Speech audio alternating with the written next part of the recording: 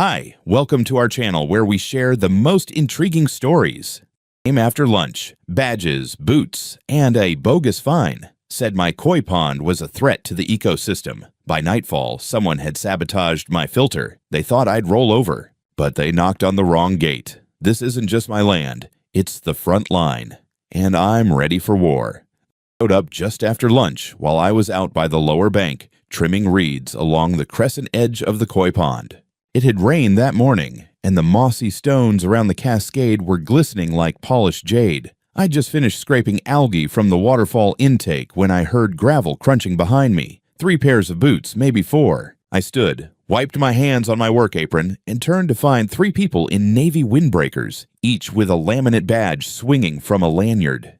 HOA badges. The taller one, a bald man with mirrored sunglasses and the kind of clipboard that screamed, "Wannabe government," cleared his throat like we were in a courtroom. Brandon Holt, I nodded. Depends who's asking. He motioned to the 2 beside him, one young, bored, and already looking at my koi with suspicion. The other, a middle-aged woman whose entire posture screamed judgment. She stepped forward. "We're here on behalf of the Everidge Pines Homeowners Association Environmental Compliance Task Force," she said, as if I should salute. "You are hereby notified of a Category 4 environmental violation." I blinked. "I'm sorry, what?" She held out a letter-sized envelope with a red-stamped cover page. "Violation notice, ecological infraction level 4. My name and address were typed underneath in a bold sans serif font with an official-looking emblem embossed in the top corner. "Your artificial pond is allegedly compromising the subterranean water table," she continued.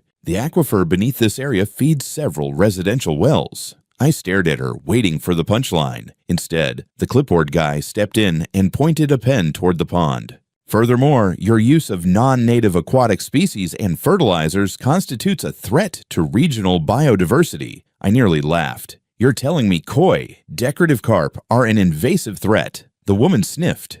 "And the nitrate levels in runoff water may already be exceeding federal thresholds." I took the envelope but didn't open it right away. "And you have jurisdiction over my land? How exactly?" She straightened. "Any environmental hazard within half a mile of Everidge Pines falls under the HOA's protective interest. As such, we are authorized to levy penalties for ecological endangerment." "Protective interest?" I echoed. "I'm not part of your HOA. Never have been." That's when she gave me the smile. That smug, perfectly triangular Karen smile you only see in courtroom dramas and PTA battles.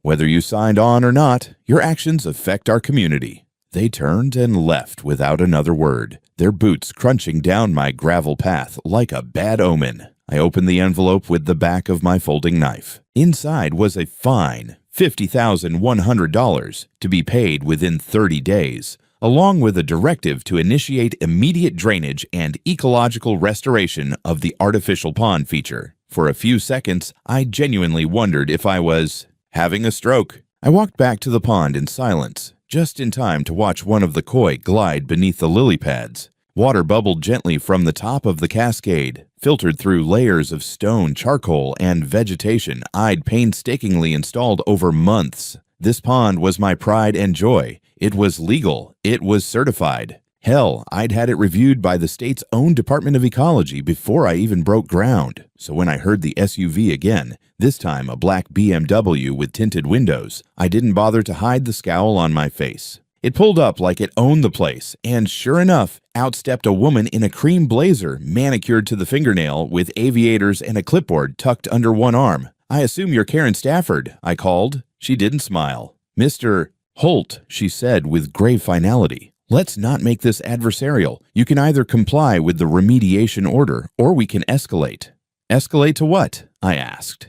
"This isn't even your jurisdiction." She stepped closer, heels clicking on stone.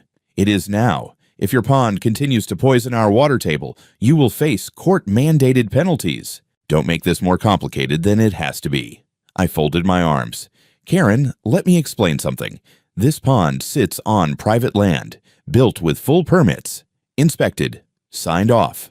And the only thing it's poisoning right now is your mood." She didn't flinch. "You have 14 days to act. After that, we bring in county oversight and file for environmental injunction." She turned without another word and drove off, leaving behind the heavy scent of lavender and litigation. I stood alone by the water, heart pounding, not with fear, but disbelief. Somewhere between the koi and the cattails, I'd apparently become a public enemy, and I was just getting started. I didn't sleep that night, not because I was scared, because I was pissed. I sat in my office above the garage, surrounded by blueprints, zoning maps, soil reports, and a binder that read Department of Ecology, Final Compliance Package. That damn fine, $50,100, like they'd crunched it on a calculator set to absurd, was still spread across my desk, along with 3 printed copies of the so-called violation notice. I'd seen a lot of bull in my life. I'd worked in agricultural regulation before starting my own company, and I'd waded through enough bureaucracy to recognize the smell of fabricated authority. This wasn't just HOA overreach. This was sabotage disguised as policy. By morning, I'd already contacted my attorney, Madeline Maddie Pierce, former environmental law prosecutor, quick-witted, stone-cold, and allergic to fools. I texted her a photo of the fine and asked how illegal this was on a scale of 1 to burn them to the ground. Her reply came back in under a minute. Meet me at noon. Bring everything. Before that, I took a stroll around the pond. The upper cascade hummed gently, the water clean and flowing through the reed filtration bed. My sensors showed normal pH. The fish were active, nothing out of order except for the hose. A thick, high-grade hose from the Western filtration unit had been sliced, clean and precise, like someone had used pruning shears. The biofilter chamber had drained a good 20 gallons of water into the soil overnight. It wasn't animal damage. No chew marks. I walked the property line and found the gate unlatched. The side camera was off. Dead battery. Convenient. Back inside, I pulled the footage from the garden cam.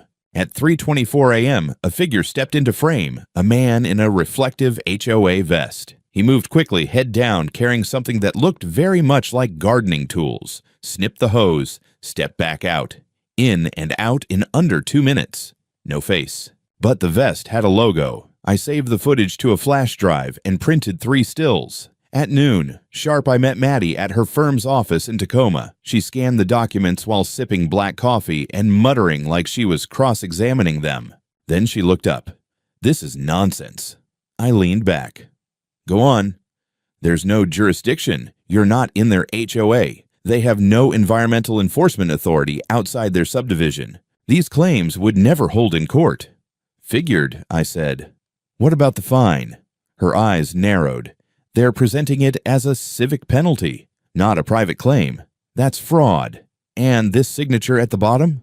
C. Delano, Environmental Inspector, Everidge Pines. I ran it through our database. No such licensed inspector exists. I don't think this guy is even real. I handed her the flash drive. There's more. Someone trespassed last night. Cut into my filtration system. I have video.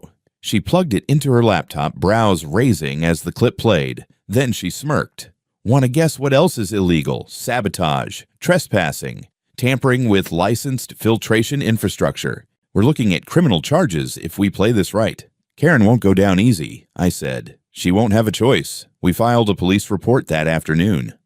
The responding officer, a younger guy with a tired badge and a clipboard of his own, seemed hesitant at first until he saw the footage. He agreed to flag the incident as suspicious environmental sabotage and logged the name of the HOA. Back home, I posted new signs around the pond. Private property. Ecologically certified. Trespassers will be recorded and prosecuted. Then I set up a backup power source for all cameras and upgraded the solar feeds. I wasn't playing anymore, but HOA wasn't done. The next day, I found flyers slipped under my gate in waterproof plastic sleeves. Each one read, "Attention neighbors. Do you know what's leaking into your groundwater? Unauthorized industrial fish farming is taking place less than 500 feet from our homes. You have the right to safe water. Demand action. Demand accountability." Everidge Pines HOA Committee on Environmental Justice. They were fear-mongering now, framing me as a toxic neighbor. I recognized the language. It was engineered, political, weaponized, and effective. That afternoon, I had 3 cars slow roll past the property, drivers glaring like I'd built a nuclear reactor next to their pool. I was still collecting flyers from the hedges when I got the call. It was my state environmental contact, Leo Ramirez, from the original pond permitting. "Brandon," he said, "we got a weird request in our inbox this morning. Somebody filed an anonymous complaint against you, alleging environmental misconduct and improper licensing. I checked the coordinates. They're not even accurate. We'll need to inspect just to close the case formally. But off the record, it smells like garbage." I exhaled slowly. "I'm ready. Come see it for yourself."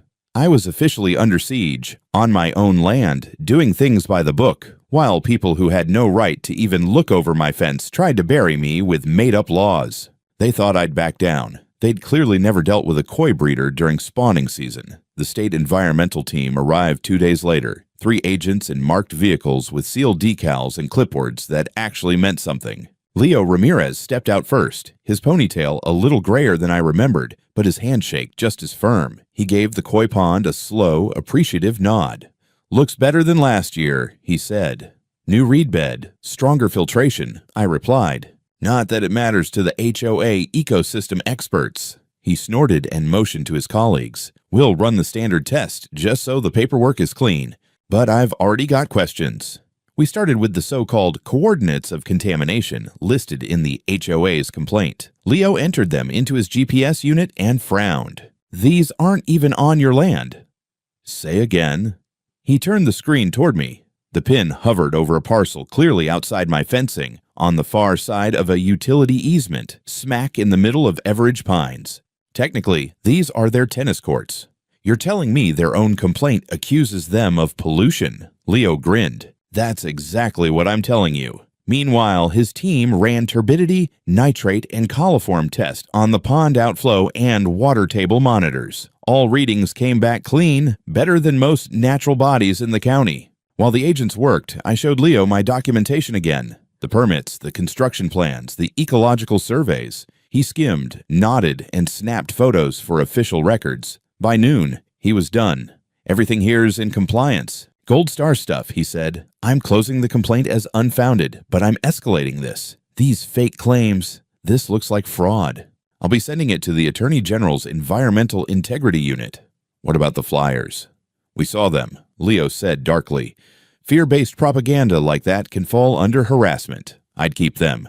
Chain of evidence. They left with samples, footage, and a growing sense of disbelief. As Leo pulled away, he honked once and gave me a thumbs up through the window. That same afternoon, Maddie emailed me a bombshell. She'd traced the metadata on the digital violation letter issued by the HOA. The PDF properties showed the author field as C. Delano Finance, and the software license matched a machine registered to Everidge Pines HOA Office 2. C. Delano, who had signed off as the environmental inspector, was in reality their bookkeeper. No license, no environmental credentials, just QuickBooks and a shaky sense of power. It got worse. Maddie also pulled a copy of the HOA's community guidelines from their website's public access portal. Nowhere in the document did it mention environmental enforcement outside HOA-owned land. Their regulations had been retroactively added to a public FAQ page 2 weeks prior, after I received the fine. They rewrote their own rules to justify what they'd already tried to do to me. This wasn't just overreach, it was a targeted con job.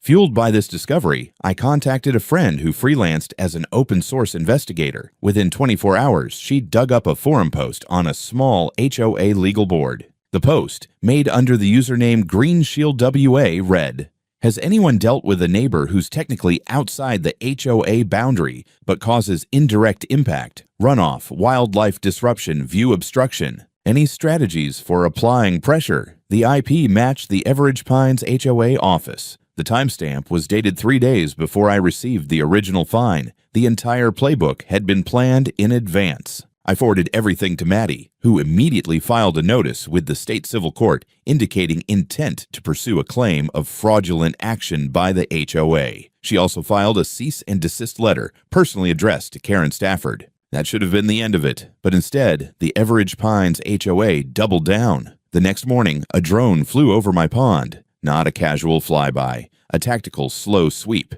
It hovered low, beneath treetop level, and circled the filtration basin.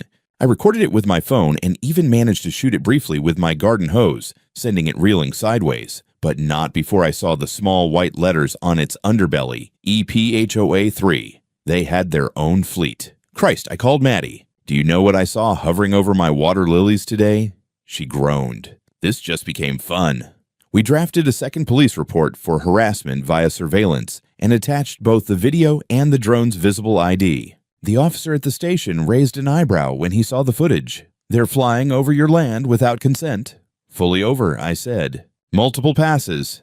Yeah, that's actionable. Later that evening, a neighbor I barely knew pulled up to my gate. Retired Vietnam vet, lived 2 properties east. He handed me a beer and said, "Just so you know, Karen's telling folks you're running an unlicensed fish processing plant. Says you're dumping bio-waste into the creek." I laughed so hard I nearly dropped the bottle. Guess I'm the sushi cartel now. He clinked bottles with me. She's got the HOA spending money like water on lawyers and mailers. Somebody's going to ask questions soon. They would. And I intended to make sure the answers came with subpoenas. When the EPA emails you directly, it's never a small matter. When they email you twice in one morning, it means someone somewhere has screwed up so spectacularly that the federal government is now rearranging its afternoon. At 8:42 a.m., I got the first message, a formal acknowledgement that my complaint had been received and was being reviewed. Standard language, automated signature, nothing unusual. At 9:17 a.m., the second message arrived from an actual human being at the regional EPA office. Subject line, request for site access, Everidge Pines. Not my property, not my name, Everidge Pines. Attached was a scanned letter addressed to the HOA stating that the agency intended to conduct a surprise compliance inspection on their recreational facilities due to inconsistencies in environmental documentation recently brought to the agency's attention. Inconsistencies. Bureaucratic code for somebody lied. I stared at the screen for a few seconds, let out a long breath, and sat back in my chair. So it wasn't just me. Something in Everidge Pines had started rotting long before they set their sights on my pond, and I was about to find out just how deep the mold went. By mid-morning, I heard the rumble of engines, big ones, rolling down the road toward the gated entrance of Everidge Pines. I stepped out to the ridge that overlooked their tennis courts and clubhouse. From up there, you could see everything. Trimmed lawns, shiny SUVs, and residents walking their designer dogs like it was a curated lifestyle catalog. And then the convoy arrived. 2 EPA vehicles, 1 county environmental truck, 1 unmarked SUV that screamed assistant prosecutor. All of them stopped at the HOA gate. From the distance, I saw Karen Stafford power walk out of the HOA office like she'd been summoned to explain why the earth was round. She waved her arms, pointed, shook her head, and tried to block the inspectors from entering. One agent calmly held out a clipboard. Karen snatched it, scanned it, and then froze. Even from where I stood, I recognized the look. The moment someone realizes the situation has slipped completely out of their control, the team moved past her. They started at the tennis courts, once a patch of protected wetland. I'd seen it on old maps while researching my own permits, a marshy depressional area that fed into the seasonal creek. It had been flagged as ecologically sensitive. Back then, the HOA had assured the county they wouldn't touch it, but they had touched it. Oh, they had definitely touched it. As I watched, an EPA agent walked the perimeter with a soil probe. Another took photos of the drainage culverts. A third stood ankle-deep in mud behind the courts, scooping water into a vial and shaking his head. I didn't need binoculars to know that the smell they were wrinkling their noses at wasn't floral. Around lunchtime, Leo sent me a message. You won't believe this. Their stormwater runoff is dumping straight into the protected basin. No filters, no permits, no nothing. I absolutely could believe it. Around 2 p.m., I got a second message. Concrete fill under the courts. Illegal removal of red cedar. Violations on violations. This isn't a citation situation. This is criminal. That word again. Criminal. While I absorbed that, another unexpected visitor came knocking, this time not in a vest or carrying forged documents, but wearing a cheap suit and looking like he'd rather be anywhere else. A man from inside the HOA, more precisely, the treasurer. He wasn't brave. His hands shook, and he kept glancing back toward the road as if Karen herself might materialize in a puff of lavender-scented rage. "Mr. Holt," he began, twisting his hands together, I think there's something you should know." I leaned on the porch railing. "If this is about the fine, It's all fake," he blurted. "The violations, the eco committee, the inspector, it's all fabricated. Karen made us sign off on everything. Said it was necessary to protect property values. I didn't know she would actually file claims with the state agencies." "You signed off?" I asked. He swallowed. "I didn't realize what she was doing. She said it was a preventative measure. I just processed the paperwork she gave me. And the drone. That was her idea too. She bought them with HOA funds. Said we needed aerial evidence." He ran a hand through his thinning hair. "I didn't know she'd fly them over your property." "Of course you didn't," I muttered. He stepped closer, panicked desperation replacing his earlier hesitation.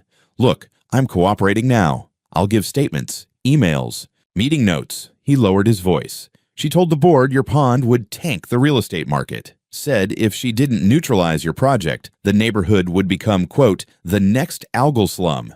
I stared. "She called my koi pond an algal slum?" He nodded miserably. "She also said you were running an illegal hatchery and laundering profits through landscaping invoices." I blinked once. "That is impressively stupid." While I processed that, he shoved a USB drive into my hand. "This has copies of everything. I shouldn't have it. But I can't be part of this anymore." Then he hurried off, nearly tripping over my walkway stones in his rush to escape both the situation and his conscience. When he drove away, I returned inside and plugged the USB into my laptop. It held everything: draft letters, unsubmitted board minutes, internal memos, even a document titled Strategic Environmental Leverage Plan. At the bottom of the document was a handwritten note: "Start with Holt, set a precedent. Initials, KS." Precedent. They wanted to make me an example. Instead, they'd made themselves Exhibit A in a federal investigation. By dusk, EPA agents were still at Everidge Pine, still collecting evidence, still photographing things that had clearly been illegal for a very long time. Residents gathered on sidewalks, whispering, pointing, arguing. Some looked angry. Some looked scared. Some looked like they finally understood who had been taking their HOA fees and where those fees had not been going. I watched it all from my ridge, arms crossed, Koi waterfall humming behind me. This had started with a fake fine. Now it was turning into a reckoning, and I wasn't even done yet. It started with a whisper, one of those low, ugly ones that doesn't need volume to carry weight. By the next morning, the whisper had turned into a tremor. And by the end of the week, Everidge Pines was cracking open like a bad tooth under federal pressure. The EPA didn't just leave after their little field trip. No, they came back with company.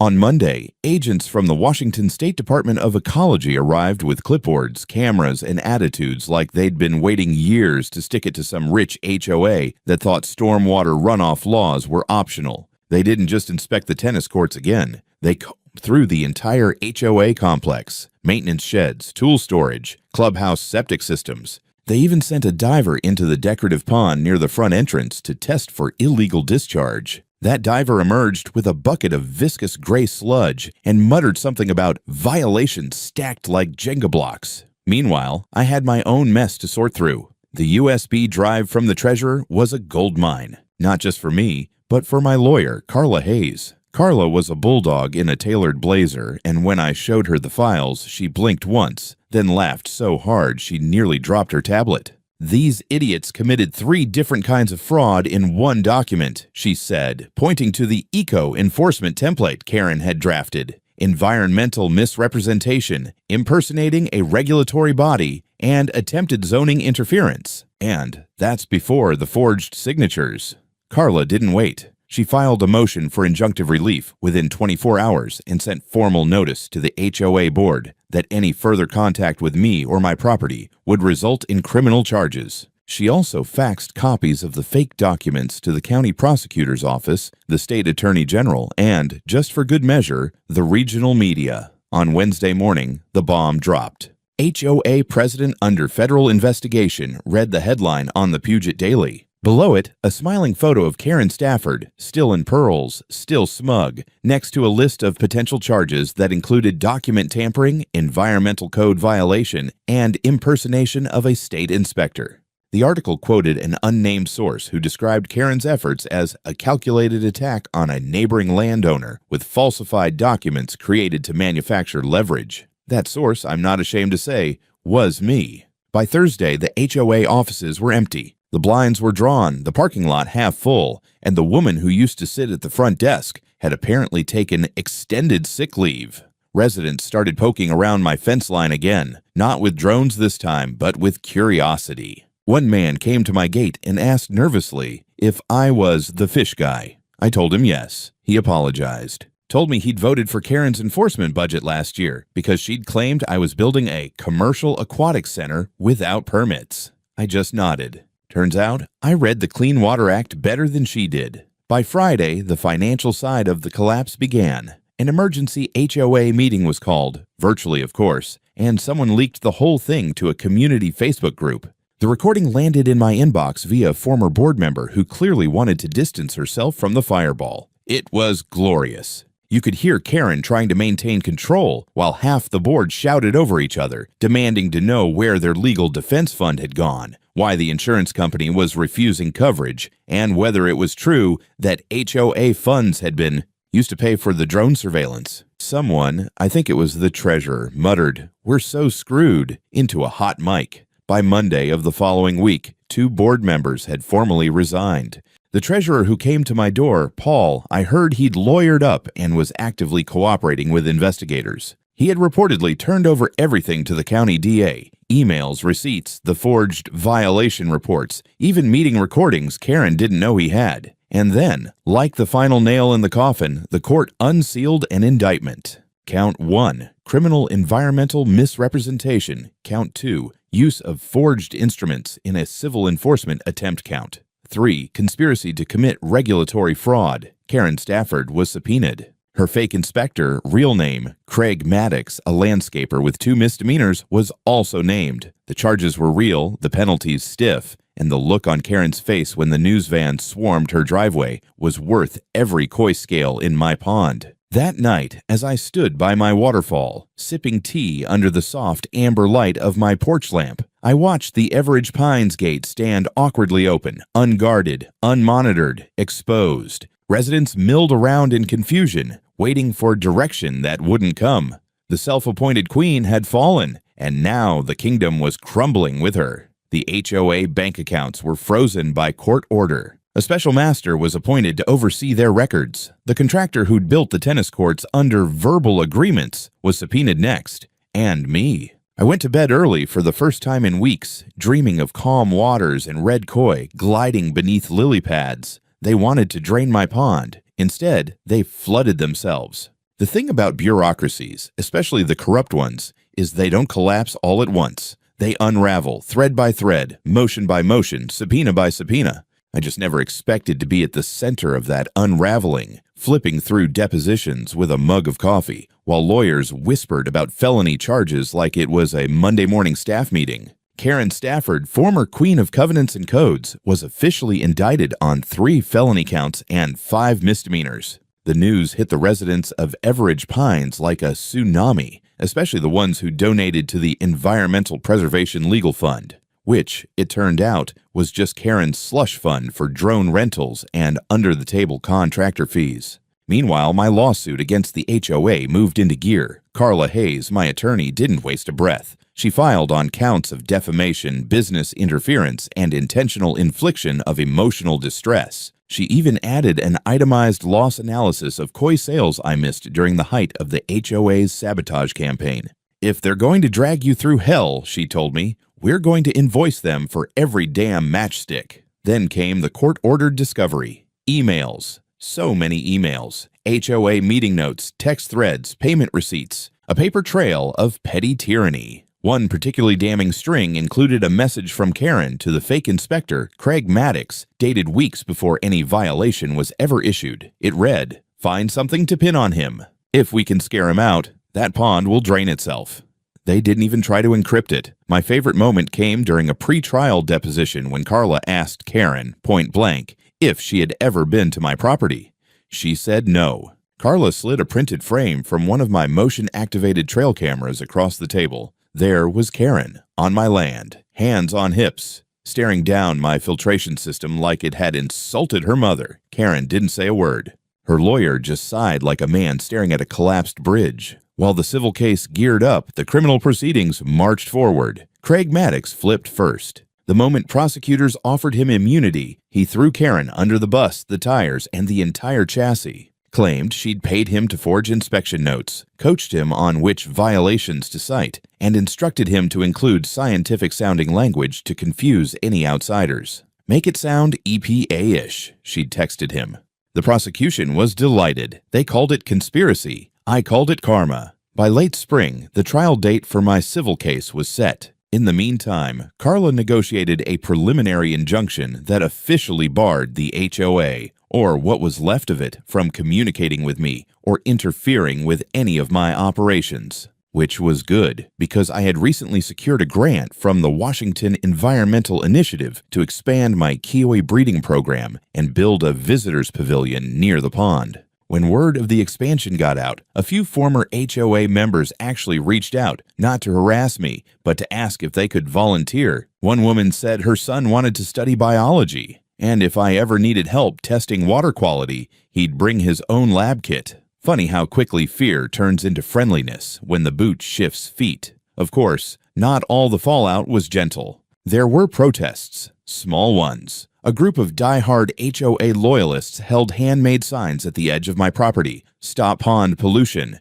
"Koi aren't native," and one bizarrely specific banner that read, "Filters kill frogs."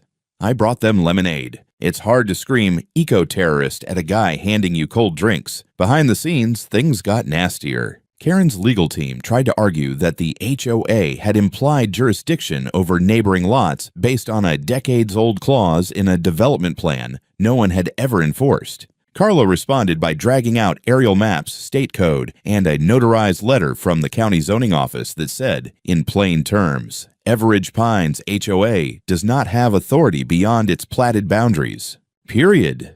Every argument they made collapsed under paperwork. Karen's legal fees ballooned. The HOA insurance provider declared the board's actions a malicious and unauthorized breach of policy and refused to pay out defense costs. The HOA's reserve fund dried up faster than a mud puddle in August. At a final emergency meeting, the remaining members voted to dissolve the board entirely and transfer all remaining assets to a temporary community trust just to avoid further liability, which was adorable and legally useless because Carla had filed liens and the court had frozen every account with an Everidge Pines stamp on it. As we prepared for the civil trial, a local news outlet ran a follow-up piece titled, "How a Fish Pond Toppled a Neighborhood Empire." The article ended with a quote from me, "I just wanted to raise koi.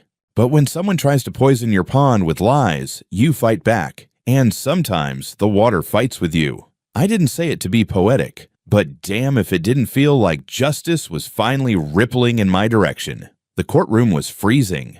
Not from the air conditioning, but from the tension. Karen sat stiffly in a blazer that probably cost more than my filtration system, her expression frozen somewhere between arrogance and dread. I sat beside Carla, calm on the outside, but counting each second like I was back at auction bidding for my first load of koi. The judge, an older man with a tired voice but sharp eyes, didn't need much time. The evidence had spoken long before closing arguments. He ruled in our favor on every count. Defamation, business interference, harassment, fraud. Brandon Holt, he said, is awarded $150,000 in damages. The court further recognizes his ecological project as beneficial infrastructure in accordance with Washington state standards. Carla squeezed my arm. I didn't say anything. I just let the words settle, like sediment sinking to the bottom of my pond. Karen looked like she might faint. Her lawyer leaned in, whispering something about appeals, but the damage was done. The ruling meant more than just money. It was public validation. Proof that everything I'd built wasn't just legal, it was admired. News trucks rolled up by sunset. Reporters asked how it felt to defeat an HOA. I told them I didn't defeat anyone. They tripped on their own lies, I said. I just moved the flashlight. The best part came a week later. A state senator's aide called me. They wanted to discuss using my property as a demonstration site for sustainable land management, school field trips, environmental programs, grants. I gave a cautious yes, but I wasn't in it for politics. I just wanted my damn pond back. Meanwhile, what remained of the HOA dissolved completely. Bankrupt, powerless. The office, once so smug in its signage and silence, stood empty. I bought the building at a foreclosure auction, $50 and a handshake. I donated it to the county as a community garden site. Let the land do what the people never could, grow something real. As for Karen, word was she sold her house and left Washington. Her name became a joke among locals, a lesson about arrogance, overreach, and messing with a koi farmer who reads environmental law for fun. The pond never looked better. The koi shimmered under the sun. The cascade bubbled quietly, and the sign near the water's edge, freshly mounted, read, "This water washed away more than algae." It cleared the truth. The tourists came quietly at first. A few ecology students, a curious couple from Seattle, one old man who'd built his own graywater system in the 90s and said, "You did it better." They walked the gravel paths I laid myself, asked questions about the filtration reeds, watched the koi, swim in perfect circles, and left smiling. By summer, the word had spread. The county's site listed the pond as a model of sustainable aquaculture. Busloads of kids arrived with clipboards and sunscreen. A local school district designed an entire environmental science module around my property. They even gave the lesson plan a name, Resilience Through Restoration. Not bad, huh? I still kept my schedule. Up before dawn, feeding the fish, checking the pH, trimming the cattails. But now I gave talks twice a week, short, practical ones. No flashy PowerPoints, just, this is what works. Here's what to avoid. And yes, the frogs showed up on their own. People assumed I was proud of my victory, but I wasn't thinking about winning. I thought about the silence that came after the HOA meetings stopped. The mail stopped bringing fake warnings, and Karen's black SUV disappeared for good. That was the real prize. Quiet, space to breathe. Water that stayed still unless the wind asked it to move. I kept one reminder from it all, a laminated copy of the fake fine, $100 due for ecological violations. I mounted it in my shed above the hose rack. Beside it, a framed photo of the final court order. Sometimes I caught neighbors from Everidge Pines peering through the trees, not with malice anymore, more like quiet awe. One waved once, I nodded back. No one from the old HOA ever spoke to me again. Their community formed a new board eventually, this time without Karen and without illusions of empire. They planted native trees along their edge, and once I noticed, they even redirected a drainage pipe properly, a small thing. But it meant something. Late one evening, I stood by the pond watching dragonflies flit over the surface. The sun dipped low, turning the water gold. I thought about all the dirt they'd tried to throw on me. How, in the end, it just fed the roots. Behind me, the sign at the gate creaked gently in the wind. The same words etched in steel now. This is not just water. This is what truth looks like when it holds its ground.